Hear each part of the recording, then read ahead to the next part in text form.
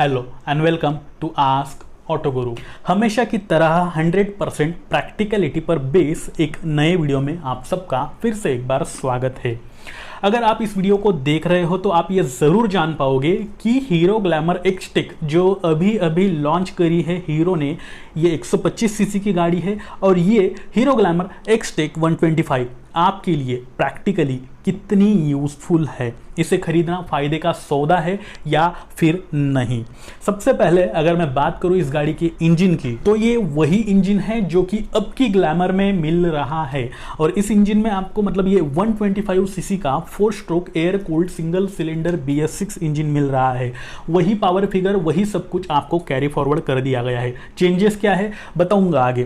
Practicality पर base इस video में सारी चीज़ें शेयर होगी, बने रहे इस वीडियो में। मैक्स पावर 10.87 PS की ये जनरेट करता है, मैक्स टॉर्क 10.6 Nm का ये जनरेट करता है।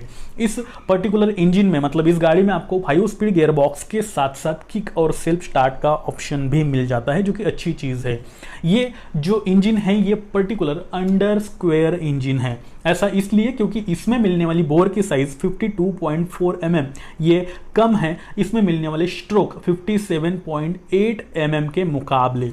इस तरह के इंजन के अपने ही कुछ फ़ायदे होते हैं, मैंने ग्लैमर वाले वीडियो में बताया था आपको।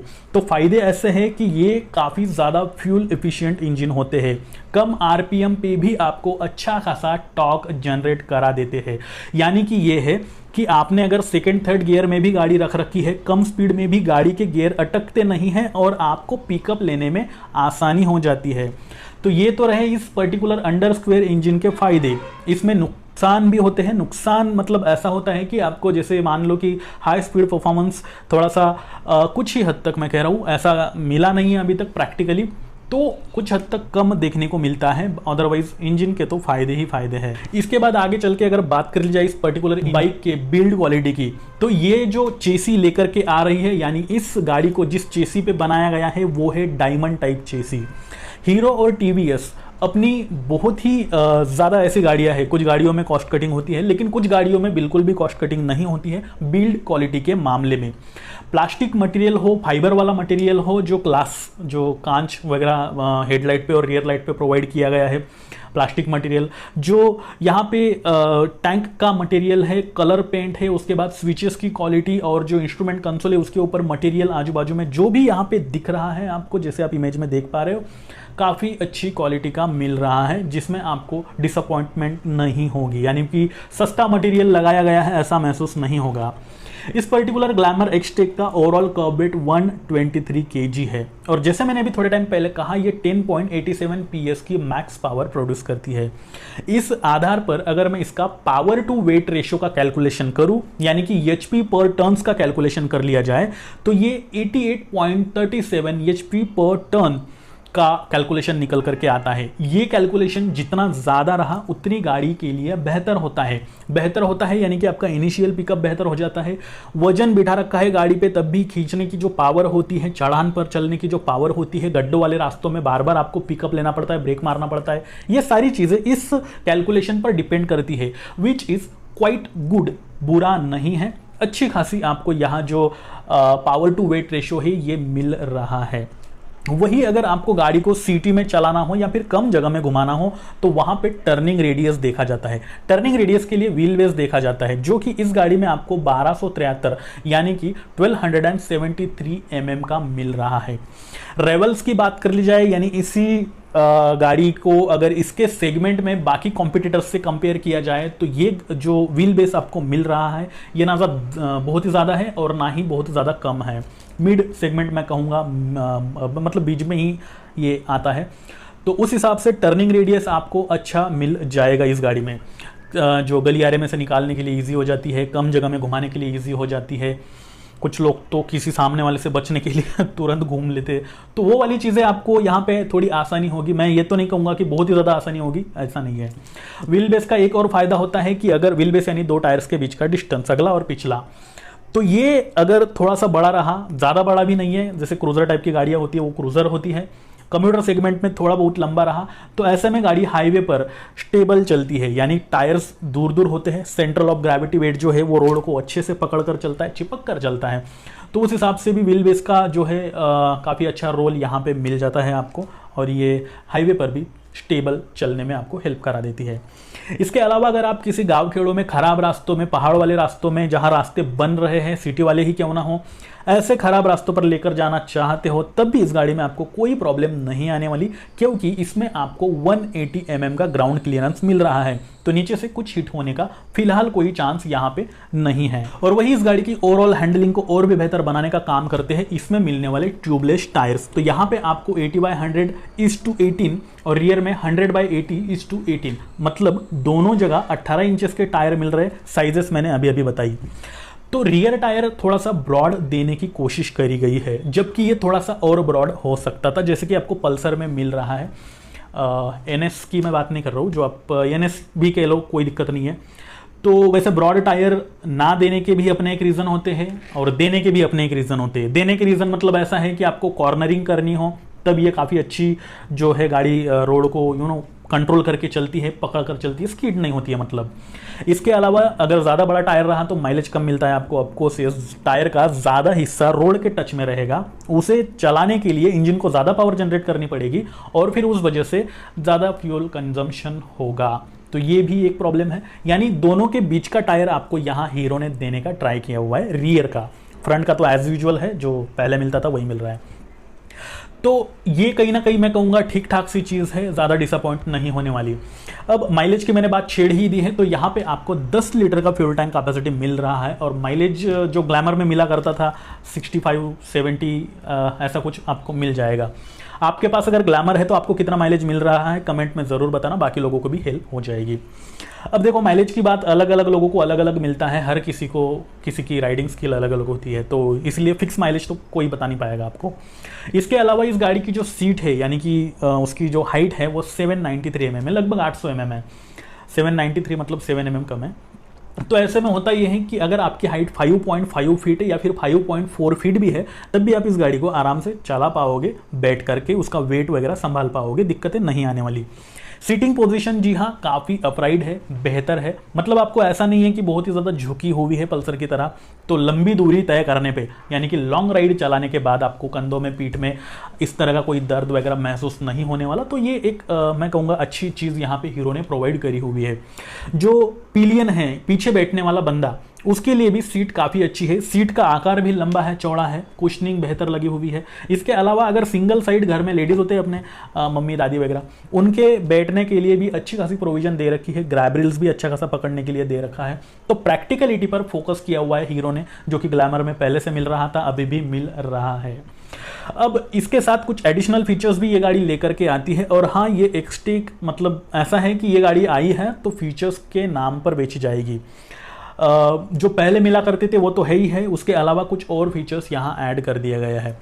जैसे कि यहाँ आपको इंस्ट्रूमेंट क्लस्टर अब की बार जो है वो डिजिटल मिल रहा है। इसके अंदर मोबाइल कनेक्टिविटी मिल रही है ब्लूटूथ के साथ। तो यहाँ पे होगा ये कि इसमें आप जो है आपका मैप मोबाइल का वो अटैच कर पाओगे।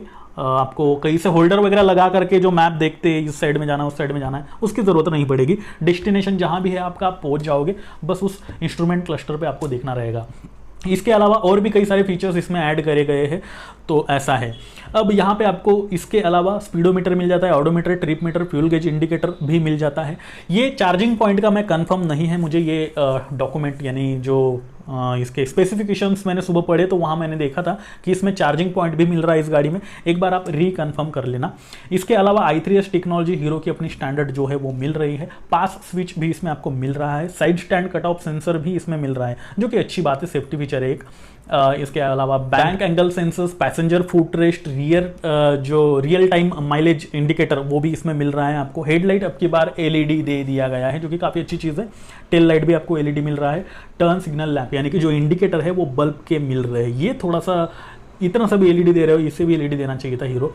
खैर इसके अलावा जो बैटरी कैपेसिटी है 12 वॉट की मिल रही है, 4 AH की है, लो फ्यूल इंडिकेटर, इन जैसे सारे फीचर्स आपको इस गाड़ी में मिल रहे हैं। ये सभी फीचर्स के साथ साथ ये पूरी की पूरी गाड़ी आती है आपको 83,000 से लेके 85,000 के बीच में।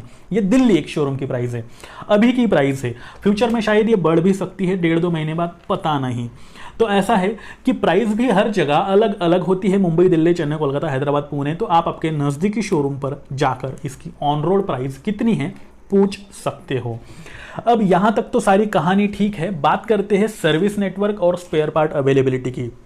हीरो है, हीरो का सर्विस नेटवर्क पूरे इंडिया में काफ़ी अच्छा है। India number 1 selling bike selling company है ये। स्प्लेंडर की वजह से ये मतलब वो ज़्यादा बेची जाती है गाड़ी, उसके अलावा और भी गाड़ियाँ बेची जाती है।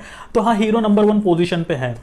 तो ऐसे में लाजमी है, जाहिर सी बात है कि इसकी सर्विस अच्छी ही होने वाली है। रही स्पेयर पार्ट अवेलेबिलिटी की बात, तो ये ग्लैमर काफ़ी पहले से चलती आ रही है। सुपर स्प्लेंडर और ग्लैमर दोनों के कुछ ही, मैं कह रहा हूँ ज़्यादा नहीं, कुछ ही स्पेयर पार्ट एक दूसरे के साथ जुगाड़ करके फिक्स कराए जा सकते हैं अगर दूर दरार कहीं आप अटके पड़े हो, कुछ मैकेनिक वगैरह कुछ नहीं है तब भी। तो स्पेयर पार्ट अवेलेबिलिटी के साथ साथ सर्विस नेटवर्क का भी प्रॉब्लम यहाँ सॉल्व हो जाता है। तो आइए बढ़ते हैं मोरल पे और बात करते हैं कि किन लोगों के लिए ये गाड़ी बनी है, किन लोगों को इसे प्रेफर करना चाहिए, किन लोगों को नहीं करना चाहिए। तो मैं सिंपल सा जो है पर्पस बताऊंगा, उसके हिसाब से अगर वो पर्पस आपके मैच हो रहे हैं तो डेफिनेटली आप इसकी ओर जा सकते हो। अगर आप एग्जिस्टिंग ग्लैमर यूज़ कर रहे हो, यानी कि ग्लैमर आपके पास बहुत पहले से है, उसे यूज़ कर रहे हो और आगे भी आप ग्लैमर ही खरीदना चाहते हो कुछ नए फीचर्स के साथ, तो या फिर 125 सीसी की सबसे ज़्यादा फीचर्स वाली सेगमेंट में ऐसे फीचर्स अभी तक किसी ने नहीं दिए हैं, ये दे रही है। ऐसी गाड़ी आप देख रहे हो, एक अच्छी लुकिंग जो है वो देख रहे हो, लुक कुछ हद तक अच्छा आपको चाहिए। आप कॉलेज गोइंग स्टूडेंट हो या फिर ऑफिस में अप डाउन करने वाले सिटीज़ में होते हैं कुछ 15 किलोमीटर, 20-25 किलोमीटर डेली के अप डाउन है, 50-55 किलोमीटर जो भी है, ऐसा अगर आपका यूज़ है, आपको कुछ हद तक मतलब सिटीज़ में भी आपका घूमना होता है और कभी कभार लॉन्ग राइड भी आपकी हो जाती है, बहुत ज़्यादा मैं नहीं कह रहा हूँ, सस्पेंशंस के मामले में थोड़ी सी वीक है ये, मतलब थोड़े हार्ड स्टिफ साइड में दिए गए हैं, तो पीठ में थोड़ा सा दर्द हो सकता है। बाकी ये पर्सन टू पर्सन डिपेंड करता है, ज़्यादा एजेड पर्सन है तो उसके लिए डेफिनेटली किसी भी गाड़ी पे दर्द होगा ही होगा, बाकी कुछ लोगों को नहीं होता है, तो ये भी कोई बड़ा पॉइंट नहीं है। तो जो पर्पज़ मैंने बताए, ये अगर सभी मैच हो रहे हैं आपके लिए या फिर इसमें से ज़्यादातर पर्पज़ मैच हो रहे हैं आपके लिए, तो डेफिनेटली आप इस गाड़ी को खरीद सकते हो। मुझे इसमें जो नेविगेशन वाला फीचर है जो कि एक्सपल्स वाले, मतलब जो बड़ी सेगमेंट की गाड़ियाँ हैं हीरो की, उसमें दिया जा रहा है, अब इसमें भी आपको इंट्रोड्यूस कर दिया गया है और ये देना ही था। मार्केट में जैसे NS आ चुकी है, ESP तो उसने तो मार्केट पूरी तरह से मतलब खा ही रखा है, ऐसी चीज़ें। तो कहीं ना कहीं हीरो को भी इस जो कंपटीशन है उसमें उतरना ही था, इसलिए इसे तो ये गाड़ी उतारनी ही थी।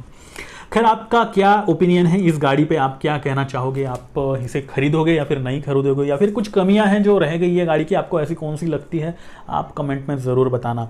साथ ही हर मंडे को मैं लेकर आता हूँ आपकी बात आस्क ऑटो गुरु के साथ इस एपिसोड को, वहाँ पे हफ्ते भर में आप ही के द्वारा शेयर किए गए कुछ एक्सपीरियंसेस को, रियल लाइफ एक्सपीरियंसेस को मैं बाकी पब्लिक के साथ शेयर करता हूँ, जिससे उनके बाइंग डिसीजन के लिए भी जो है हेल्प हो जाती है, तो आप उसे शेयर कर सकते हो। संडे कमेंट बॉक्स में कुछ सवाल है आपके पूछना चाहते हो तो पूछ सकते हो। इसके अलावा अगर आपने अभी भी मुझे इंस्टा, ट्विटर, फेसबुक पर फॉलो नहीं कर रखा है तो वहाँ पर जाकर आप मुझे फॉलो करके आपकी दुविधाएं पूछ सकते हो। कमेंट्स के ऊपर मैं ज़्यादा ध्यान नहीं देता हूँ, या फिर यूँ कह लो मैं चाह कर भी ध्यान नहीं दे पाता, काफ़ी ज़्यादा कमेंट्स आती हैं आप लोगों की और मतलब देखने में हर कमेंट पढ़ना और उसका जवाब देना प्रैक्टिकली यार पॉसिबल नहीं है। तो आप फॉलो कर लो मुझे इंस्टाग्राम पे, ट्विटर पे, फेसबुक पे, जहाँ मिलता है वहाँ पे सवाल पूछो, मैं उस पर नोटिफिकेशन पॉपअप हो जाती है, वहाँ पे जवाब दे दूंगा।